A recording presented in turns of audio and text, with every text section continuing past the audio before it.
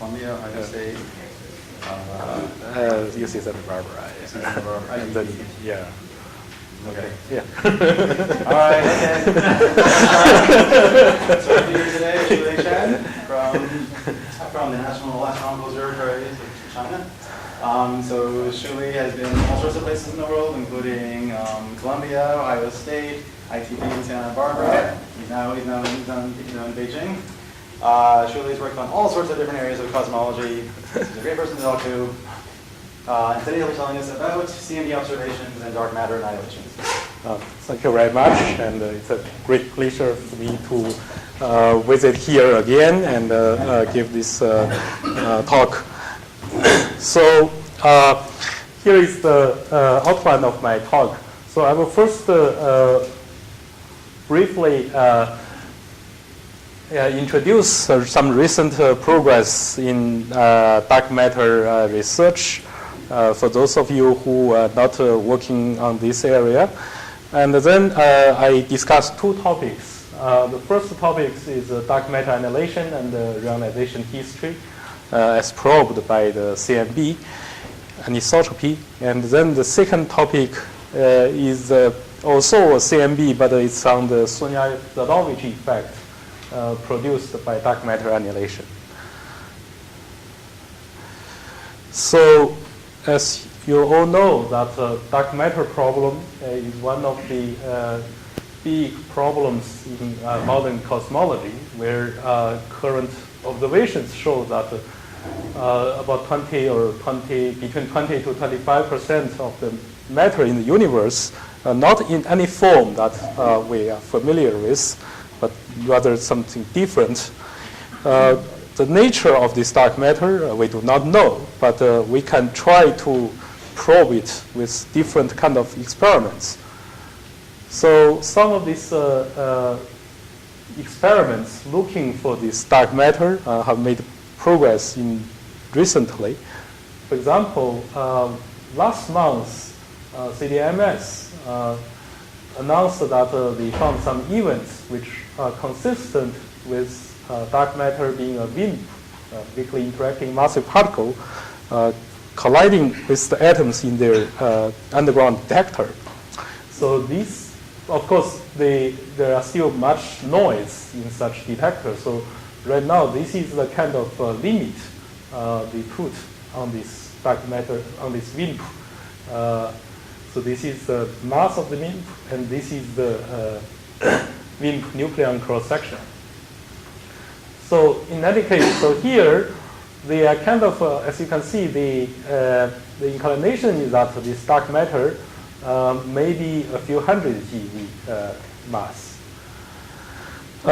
So besides this, we can also look for dark matter indirectly. So this WIMP search, this is called the direct search, but we can also look them indirectly in the cosmic rays. So last year, Pamela satellite observed the cosmic ray protons, electrons, and positrons, and they found some anomalous positron abundance, as shown in this figure. As you can, even before Pamela, a number of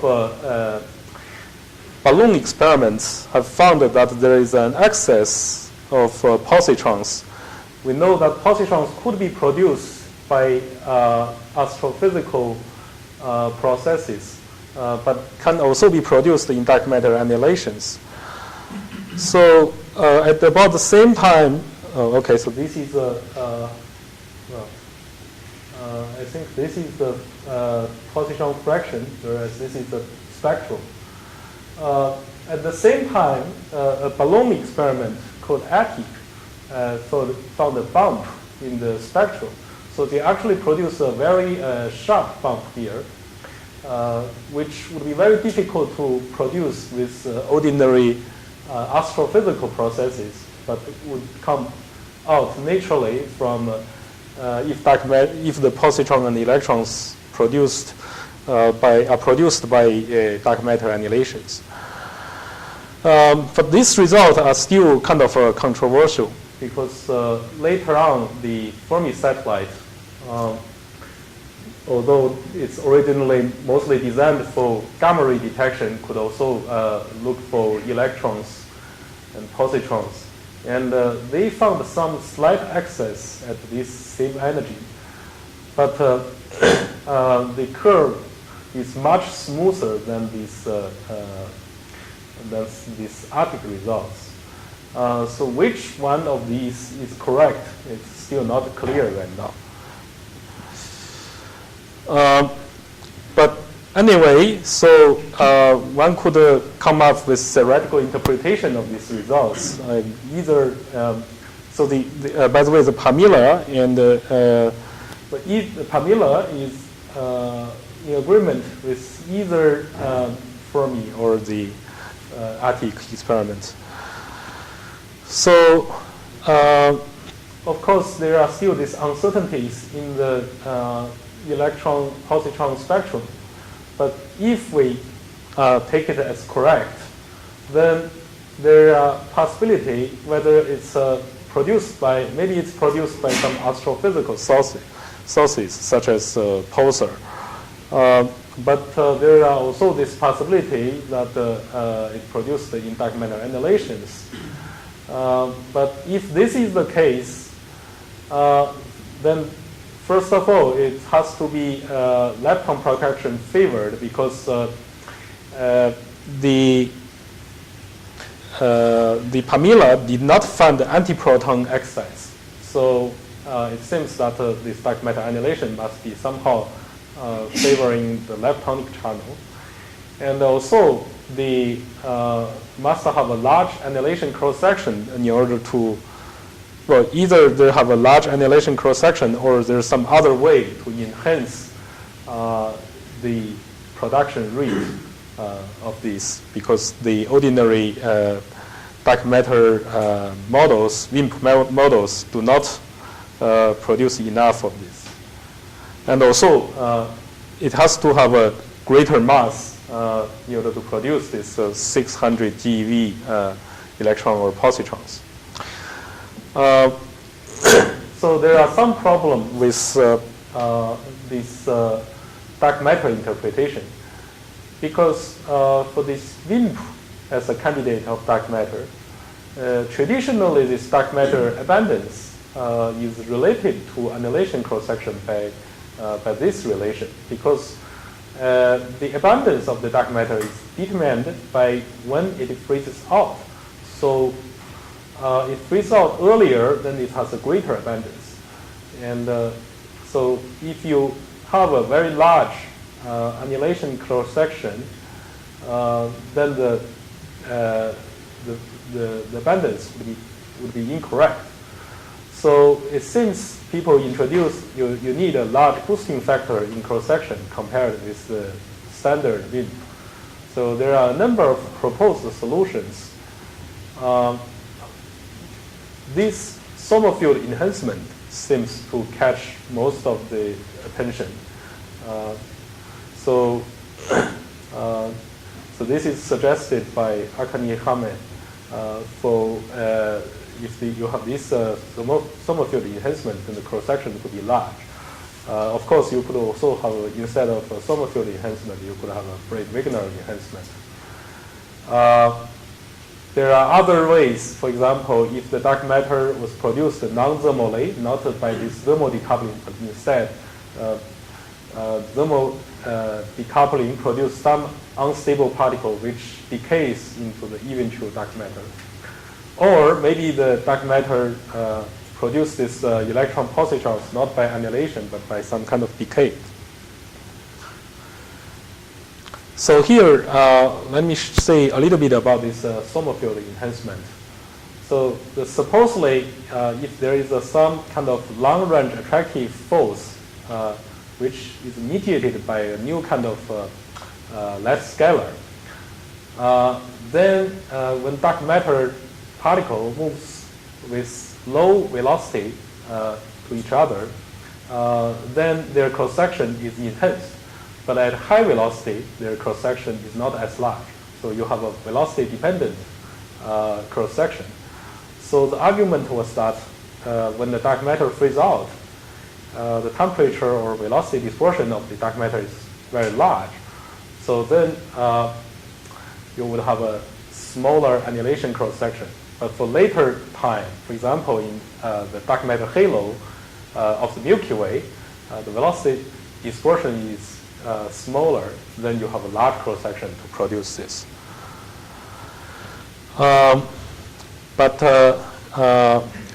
So more careful studies show that actually you cannot have a infinitely large Sommerfeld enhancement factor.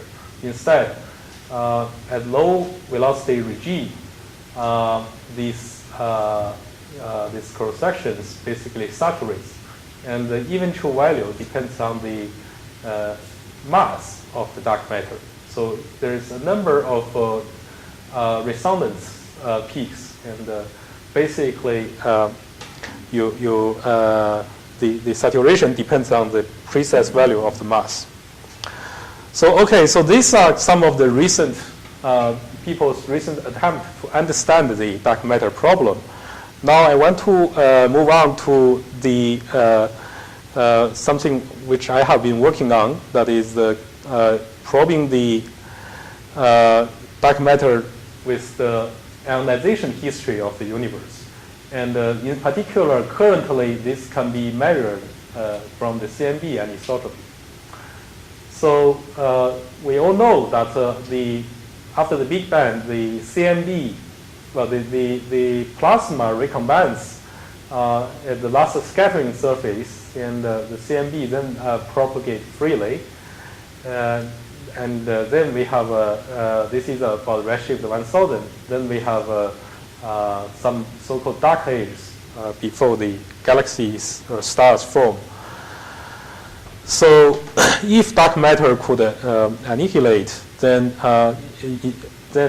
or if it could decay, then these produce some energetic particles which could deposit certain extra energy in the gas during the dark age after recombination and before or during reionization. So it will change the ionization history. So this is from a paper I wrote with Mark Kamiankowski in 2004.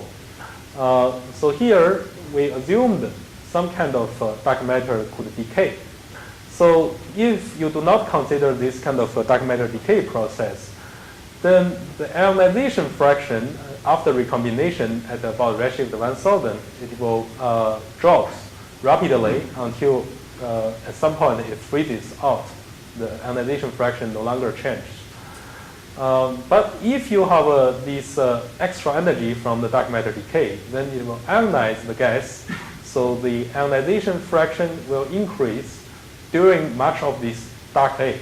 And at the same time, of course, the dark matter could also, the decaying dark matter also heats up the gas. So you see some increase in the temperature of the gas. And these are the optical depths. So the evolution of this ionization fraction and temperature are given by these equations, where this Ix term are basically extra contribution from the dark matter decay. What's the unit on tau? I mean, is that tau per logarithmic expansion rates?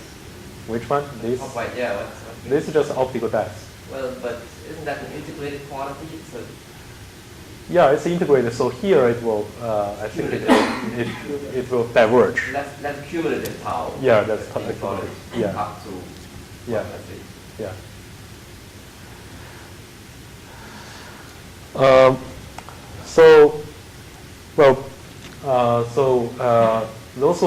So these are a paper I wrote with my student, Le Zhang, these are, we use this WMAP 3-year data to kind of constrain the decay rate. So the decay rate is measured in per second, or inverse, second inverse. But what really it constrains is zeta times this, because the zeta characterizes how much fraction of the decay energy goes into ionization. So basically, we produce some constraint using these different data sets. So this is based on WMAP3 and plus some of the large-scale structure data. And we forecast that this could be further improved once the Planck data is published. As you can see, it's already, so if you assume a large fraction of this energy is put into the ionization, then basically you can constrain dark matter with decay lifetime of around 10 to the 24 to 25 seconds, which is longer than the age of the universe. Now, there are a number of complications and uncertainties in this kind of calculation, which we haven't really taken into account. For example, first, how large a fraction of energy get converted? That's a main uncertainty.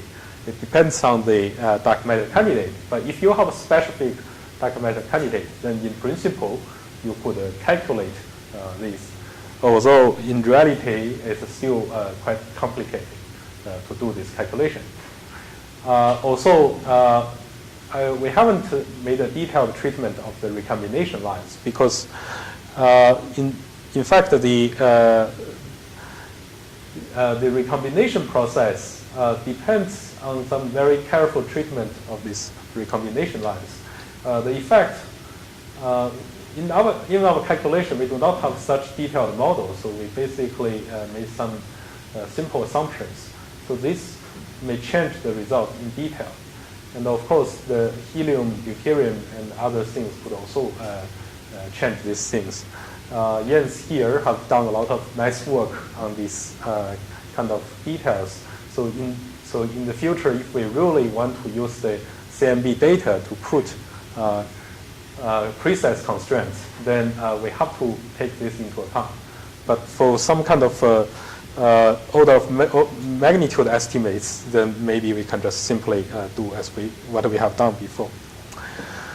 So here we move on to the dark matter annihilation. Dark matter annihilation is different from decay because here the annihilation rate really depends on the density of the dark matter.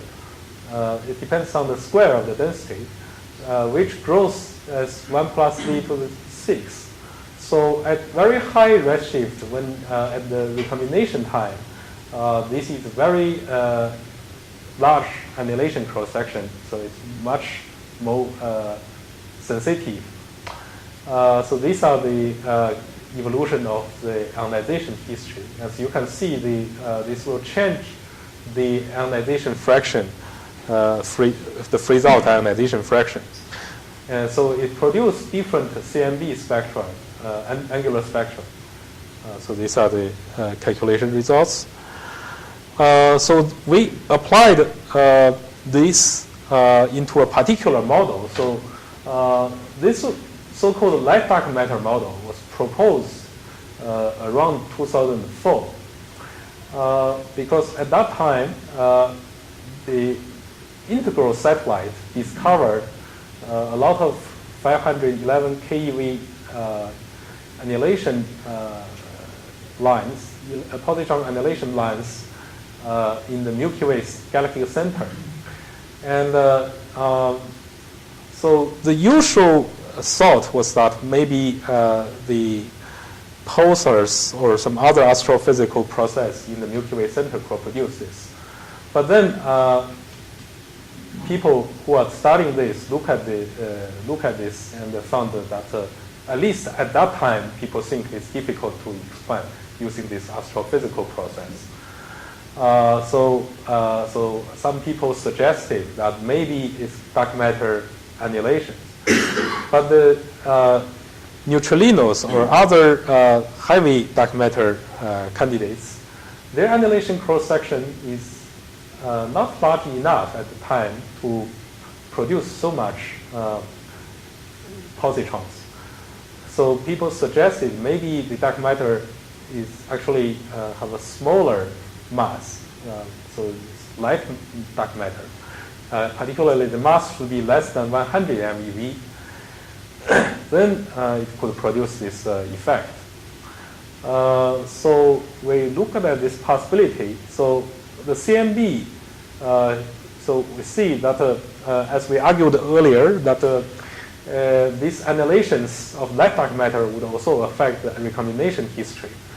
So actually the effect can be characterized by this parameter we introduced called F26, which is basically the cross-section, the annihilation cross-section divided by the mass of the dark matter times some converting factor, the fudge factor, which determines how much energy is converted into ionization energy.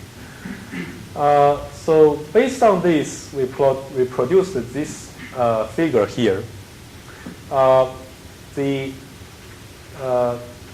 x-axis shows the mass of the dark matter in in the units of MeV, and the y-axis shows this F26 parameter. So at that time, we have the 3-year WMAP data, and we basically constrain the dark matter annihilation cross-section to be below this line. If you have 1-year WMAP data, then it's this line. This slanted band shows the required cross-section for this dark matter in order to explain these integral results. So these lines show some other kind of constraint. For example, using the gamma ray emission or using the supernova neutrinos. So basically, the supernova neutrino constraint is kind of more model specific, model dependent. But here, this gamma ray constraints, basically the dark matter to be less than 7 MeV, whereas ours get below 8 MeV. So we basically get comparable constraints on these light dark matter models.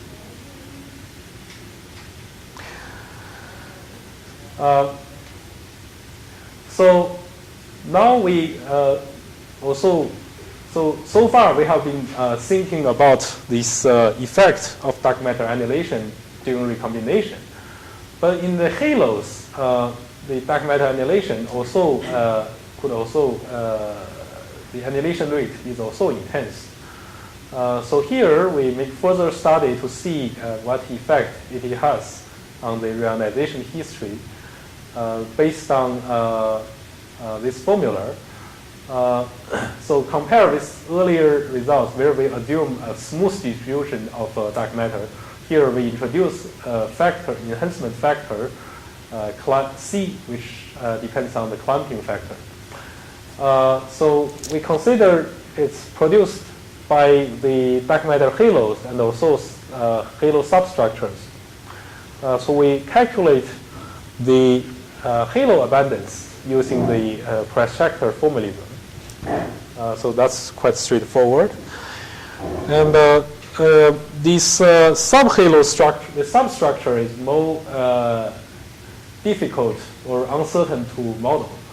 But we make some assumptions. So some people look at this simulation. So this shows simulation of a recent one, the Aquarius simulation, which shows the fine structure of the halos. So you have a subhalo within subhalo. But basically, this earlier model shows that the numbers of this substructure can be characterized by this form. It's proportional to the host halo, to some power of host halo. And subsequent simulations basically agree with this kind of form, although it's not well explained why it is so. But so for our purposes, we just use this assumption. So we made this calculation. So these are some of our results. It's not yet published yet. So this is the clumping factor compared with smooth distribution. So this is if we assume there's NFW profile. Here is with Moore profile. And the two curve shows whether we consider only smooth halos or we consider halos with substructures. So you can see this increase rapidly at low redshifts. So this also produces some kind of reionization signature. So this shows passive dark matter. This shows contribution from smooth diffusion of dark matter. This shows when you have a dark matter halo. And finally, here shows the effect of substructure. So it seems that the effect is not very large because mostly it's a redshift comparable to reionization. And it's going to be very difficult to distinguish this from the effect of just the star formation. But even so, we can compare this with the gamma ray constraints. So the gamma ray produced by these dark matter annihilations can be calculated this way. And here, these curves shows if you have a background from the gamma ray background from the egret observation. This shows the more recent limit produced by Fermi, which seems to be disagreeing with the egret earlier results. These two curves shows the dark matter annihilation results. I just got this from my student. I'm not too sure. So these are presumably for dark matter either annihilates into the WW channel or the tau-tau channel. But actually, I'm not too sure why they are so different here. But anyway, so it seems that these constraints could be more powerful than the gamma ray constraints.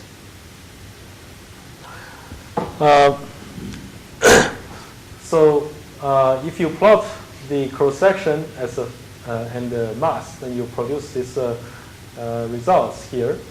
So based on the WMAP 5-year result, we already could produce a more stringent constraint than what Fermi could obtain from the gamma ray background. So as you can see, this is actually a very realistic and a powerful constraint on the dark matter annihilations. This will not actually constrain those WIMP, standard WIMPs, but it has the effect on these dark matter candidates which are proposed to explain the Arctic and Fermi cosmic ray electrons. Because as you can see, these annihilations were at very high redshift. There, the velocity, basically they are produced by annihilation in the smooth component. So there is very little velocity dispersion. So if this Sommerfeld enhancement is active at the time, is active, then it should also be active during recombination. So our results basically constrain exactly this kind of cross-section. So it seems that I think this Sommerfeld enhancement is if the cross-section is indeed as large as they predicted, then we would be able to already to found them in the CMB, but we haven't. So I think this is in contradiction with the Sommerfeld enhancement. Okay, so before I move on to the SC part, is there any question? So also a star formation affected, I guess, by sort of annihilation? Yeah, so there is some uncertainty there. So here we made some kind of very conservative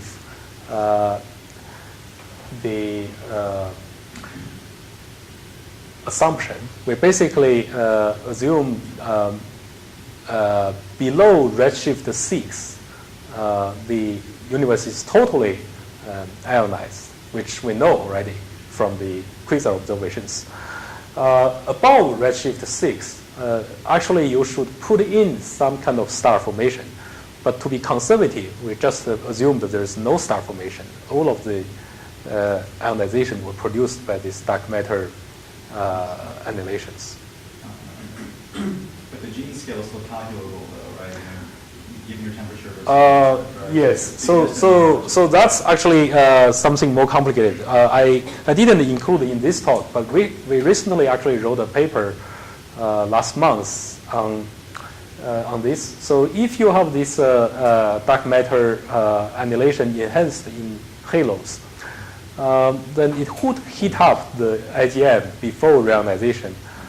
So that increases the Jeans mass, so it will suppress the formation of the stars. Yeah. Okay, so the second part of my talk is about the Zadovich effect from electron-positron produced by dark matter annihilations. So the SA effect is that the CMB propagates to us, but during this propagation, occasionally it could produce, it could be scattered by some free electrons. So there are these thermal and kinetic SA effects, which the original thermal and kinetic SA effect were produced by free electrons in the clusters. Because in clusters, the virial temperature is high enough, so the first of all, the gas is in the plasma, and also the free electrons have have a very large energy. So the thermal SA effect is produced by this inverse Compton scattering of these electrons. Also, these, of course, these clusters move with some bulk velocity, and so that produces the kinetic SA effect. These are already quite familiar to everyone. But some people suggested there is a non-thermal SA effect. So you could have these cosmic ray electrons moving around, and they could also, of course, they could scatter the CMB photons. Now, the number of these cosmic ray electrons are much smaller than these thermal electrons, but they have a bigger energy, so maybe they could produce some effect. So we have this telescope, the South Pole telescope, and also the OMA, which is being constructed, which could study this SC effect in detail. So this shows the CMB black body spectrum. This shows the SC effect, and this shows the kinetic SC. This shows thermal SC effect. So the non-thermal SC effect, it would be smaller than this, but maybe some people suggest maybe it could be quite large if dark matter annihilation contributes to it. So this dark matter annihilation produce energetic electrons and positrons. These are confined by the magnetic field, so they move around. And this could scatter the CMB and maybe produce some SC effect. So Francisco and many of his collaborators wrote a number of papers in the past few years, and they found some significant effect which may be observable with the telescopes. So we want to have a detailed look at this. So we considered two environments where to look for this effect. The first is the cluster of galaxies. And the second is the dwarf galaxies. So this shows some of the well-known examples of clusters and dwarf galaxies. So the clusters, of course, are very large and have also quite high density and large optical depths. The dwarf galaxies, the advantage is that it doesn't have any thermal or kinetic SC effect because it's basically neutral within the galaxy. So if one observes some kind of SC effect, that could be identified with the non-thermal one. So we have some modeling of this dark matter halo. For the cluster, we consider these different profiles. The Bocator profile basically have a core in the center, the NFW profile, and the most deep Moore profile. So these are some of the formulas we used in the calculation, basically because we do not actually have very detailed information of these halo parameters. So we basically use some of these models of this concentration in these dark matter halos. So that we basically assume is a function of the mass of these halos.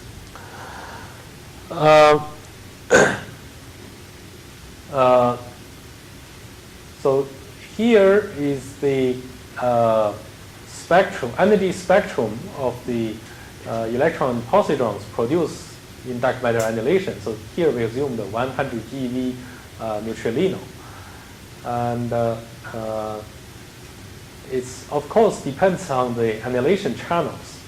So if you produce directly this tau plus and tau minus, then you have this kind of spectrum. Whereas in the W or BD bar case, you have this spectrum. And here we assume that the cross section is given by this thermal decoupling. So then one have to model this propagation of these electron positrons. So basically, you look at this galactic. These are actually the model initially suggested for not for dark matter annihilations, but for the cosmic ray electrons produced by supernova remnants or other ordinary astrophysical processes. So in that case, of course, most of the source of the cosmic rays are in the galactic plane. And they are confined basically by some magnetic field to move around the galaxy. But there are also some winds, galactic wind moving out. So there is some night velocity. And the model is that once it's sufficiently far away from the galactic plane, then the magnetic field is so small that they are no longer confined and will escape.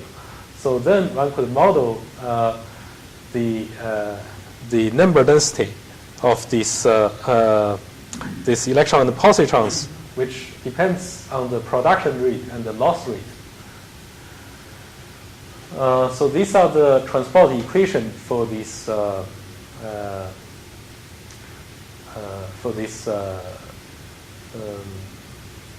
electron and positrons. Now this is the source term, which for this production of these cosmic rays. Then there are these diffusion and diffusive reacceleration terms.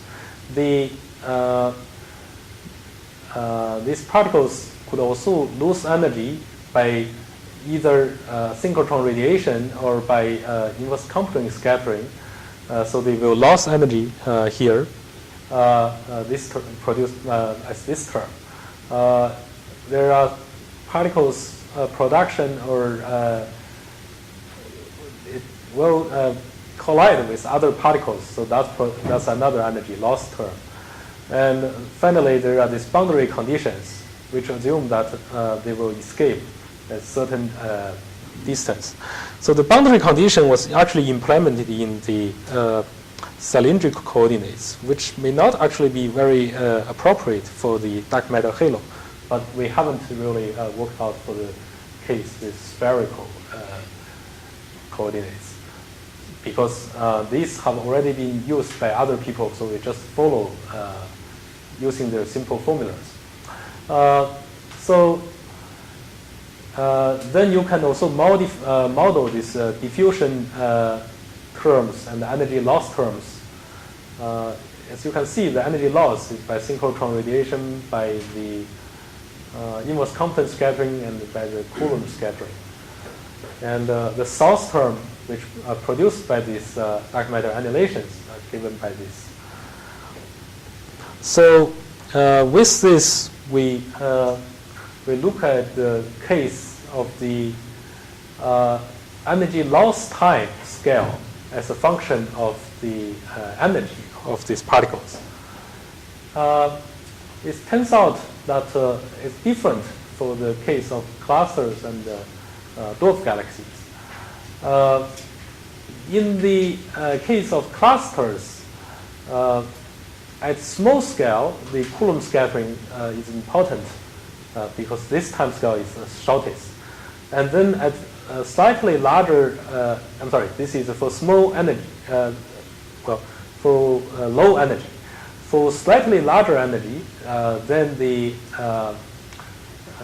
inverse Compton scattering and also the synchrotron radiation is more important. For the dwarf galaxies, this diffusion is very important because the scale involved is smaller, so the particles could have a significant loss just due to the diffusion.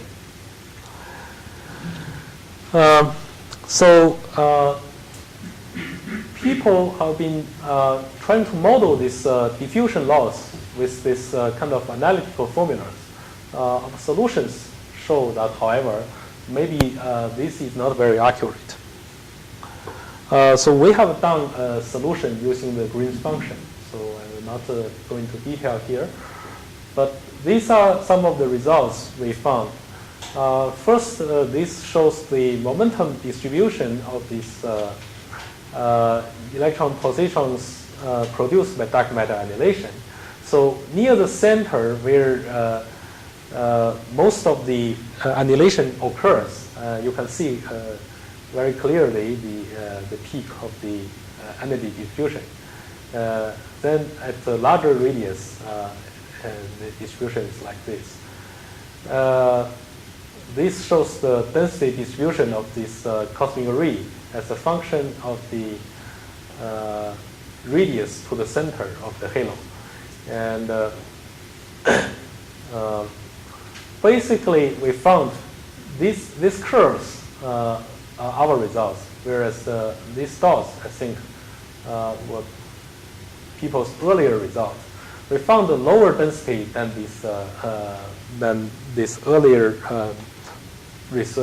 earlier papers, basically because we found this diffusion is very significant in the center, because the center also have a smaller scale.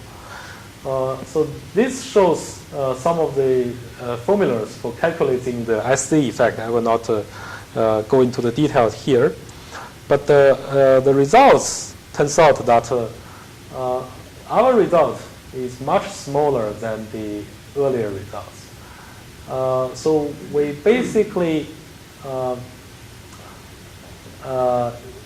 as you can see, for most of these, for the Burkert and NFW profiles, the delta T SD due to these annihilations for 100 GeV neutralino is almost, you can almost not see it. It's very close to zero. If you have this Moore profile, you can see a little bit of results here. But if you assume, well, this thermal SD effect, you can see it's almost a straight line here. It's much larger compared with these effects. This is only microkelvin. Now, On the other hand, if you do not assume, if you neglect the diffusion, then you would have this larger results. So basically, when you include these diffusions, you found the result is much smaller. Now, for the light dark matter, the annihilation rate is higher, so you will see some results, but still it's much smaller than what people claimed earlier. This is in the particular case of Coma Cluster. So basically, I think these are the earlier results by Francisco et al. We have not used exactly the same mass, but in any case, you can see they get hundreds of microkelvin of delta T, whereas our delta T is only 0.1 or 0.2 something, so it's much smaller than what they predict. We also looked at some of these dwarf galaxies around us. So we use these models to derive the halo parameter for these nearby dwarf galaxies based on their mass. So again, we found that the electron density near the center is much smaller than the previous claimed. Basically, I think the diffusion is very significant here. So this shows the cosmic ray electron density profile distribution for these different dark matter density profiles. And again, we show that these signals are very, very small. You probably cannot really see very clearly, but basically in the macro Kelvin, you can see, so most of the measurable range is extremely small. These three curves are for the Moore profile, NFW profile, and Burkett profile. This is for the 100 GeV neutrino. This is for the light dark matter. So it's, of course, the results depends on the beam width.